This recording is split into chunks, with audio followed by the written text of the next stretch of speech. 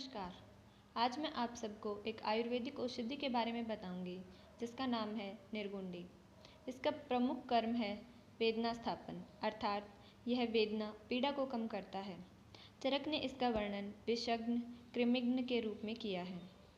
सुश्रुत ने इसका वर्णन शूरसादी गण में किया है। इसकी फैमिली बर्बेनेसी है और इसका लैटिन नेम वाइटेक्स नेगुंडो है। इसे इंग्लिश में 5 लीव्ड चेस्टे भी कहा जाता है। प्रियाय निर्गुंडी निर्गुडति शरीरम रक्षति रोगेभ्य, अर्थात जो रोगों से शरीर की रक्षा करे वह है निर्गुंडी।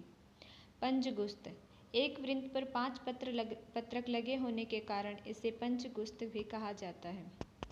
सिंधुवार निघंटुओं ने इसके श्वेत पुष्पी जातियों को सिंधुवार की संज्ञा दी है। संभालो हिंदी में इसे संभालू कहा जाता है। स्वरूप यह एक गुल्म जातीय वनस्पति है। यह झाड़ी के समान 8 से 10 फीट तक ऊंची होती है। एक वृंत पर 3 या 5 पत्रक पाए जाते हैं जो 1 से 5 इंच लंबे और 1/3 से 4/3 इंच चौड़े होते हैं। पत्तियों के मसलने से विशिष्ट प्रकार की गंध आती है। इसके पुष्प छोटे, गुच्छेदार तथा नील वर्ण के होते हैं। फल गोलाकार और पकने पर कृष्ण वर्ण के हो जाते हैं। उत्पत्ति स्थान यह लगभग समस्त भारतवर्ष में पाया जाता है तथा विशेषकर बगीचों में तथा पहाड़ों पर देखा जाता है। इसके पत्रों में सुगंधित उड़नशील तैल पाया जाता है। रसपंचक गुण लघु एवं रुक्ष, रस तिक्त कटु एवं कसाय। विपाक कटु, वीर्य इसका वीर्य उष्ण है। प्रभाव यह कफ और वात दोनों का शमन करता है, अर्थात यह कफ वात शामक है। आम्यक प्रयोग इसे वेदना स्थापन के रूप में प्रयोग किया जाता है। यह शोथर, व्रण शोधन, व्रण रोपण के रूप में भी इस्तेमाल किया जाता है।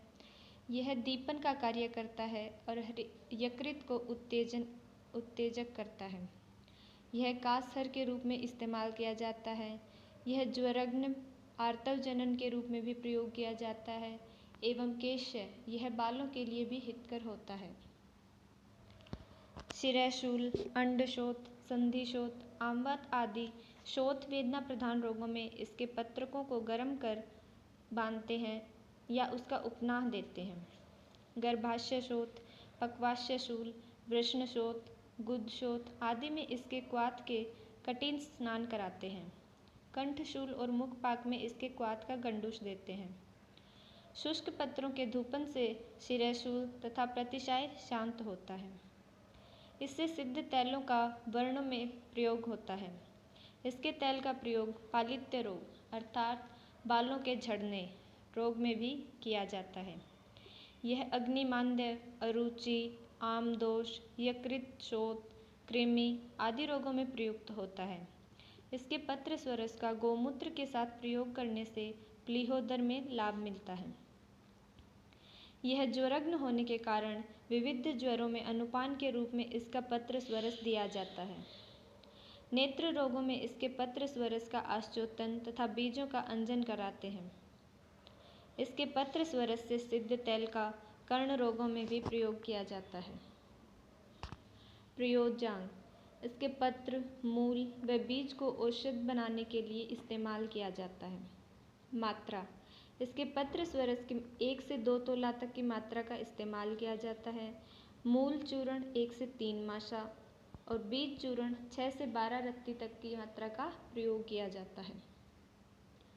विशिष्ट योग इसके विशिष्ट योग हैं निर्गुंडी कल्क, निर्गुंडी क्वाथ, निर्गुंडी तैल, घृत आदि। अहित प्रभाव अर्थात यदि इसका अति सेवन या अत्यधिक सेवन कर लिया जाए तो इससे दाह आदि पैथिक विकार उत्पन्न हो जाते हैं। इसके अहित प्रभावों को ठीक करने के लिए अर्थात उनका निवारण करने के लिए बबूल गोंद और कतोरा का प्रयोग करते हैं। धन्यवाद। This presentation is given by Alka, roll number 3, under the guidance of Dr. Mahesh Tadit sir, HOD of Dravya Gun Department, and Dr. Naresh Bhargav sir, MSM institute of Ayurveda, Kanpur कला, सोनीपत। Thank you.